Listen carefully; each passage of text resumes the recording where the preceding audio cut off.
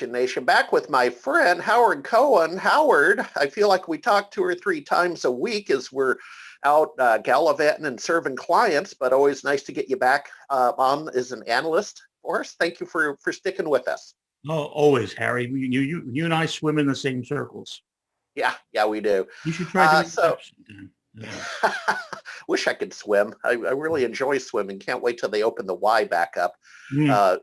in a normal capacity. So, hey, in any event, let's talk about what will we look like tomorrow. Make that the topic. You have written a piece about that. What's the story? Okay. My column, The Evolving MSP, is all about helping MSPs figure out where they're going from here. You can't stay still. You've got to be like a shark. If you stop swimming, you die. If you stop growing, you die. It's like language. Latin stopped changing, it died. So one of the core concepts that I've been discussing with a lot of people lately is a weakness that I see amongst some of the MSPs that I talk to, a larger proportion than I would have thought. I think it makes somewhat of the difference between the successful and the unsuccessful MSP. That is to say that an MSP can't just focus on technology anymore. Correct.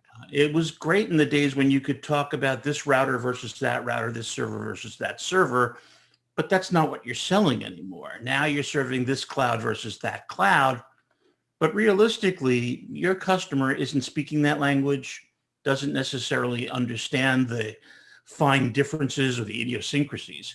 What they want to hear more about is how is it going to benefit them? What's the value of what you're going to bring to them?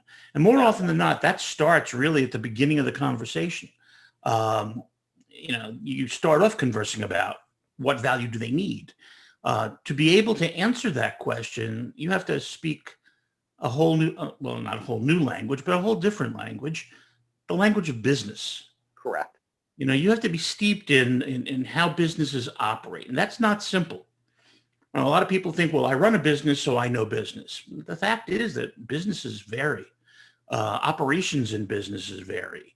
There are some fundamentals for sure, and you have to have those. But I think it's the reason we tend to gravitate toward verticals. You learn all of the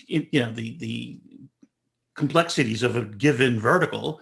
You can sell to more and more of that vertical. I think in general, this is going to be mandatory for the MSP of the future. Yeah, absolutely. Yeah, and I of course, I always end up agreeing with you. And here's what I mean is that I have the trademark, the Pocket MBA, and I have the new book out and all that. But about 10 years ago, we actually had a curriculum. We had a 16-week curriculum that a gentleman named Jeremiah ran. Gave it a go. Might have been a little bit ahead of our time. Probably need to revisit that. But Howard, on the bicycle bag that you got, our branding was basically learn to speak business fluently in 16 weeks. And we were really using the same conversation as those online language systems and the CD-ROMs that you could get for learning a language. And we thought, well, that's what it is, because in 16, is this a real MBA? No, absolutely not. And I'm not sure our audience needs to go to an expensive 2-year program to get a real MBA. But the idea was learn to speak the business, the language of business. Too early, need coffee. But well, hey, keep up the good work. And next month, what I want to talk about is another piece you did, because it is a hot topic. Diversity and inclusion, right? That conversation's been bubbling up to the surface. It's an evergreen topic, but it seems to be louder now, right? With remote work and this and that, and the way we work is changing. So why don't we tackle that one head on? Yeah, I think what we'll talk about is that it's happening at the top. Okay. The highest level executives that I speak to are all about diversity, equity, and inclusion. Okay. And it's starting to trickle down, but we need to figure out what to do to make it happen faster because it's critical. Yep. All right. Thanks, Howard. Good to see you.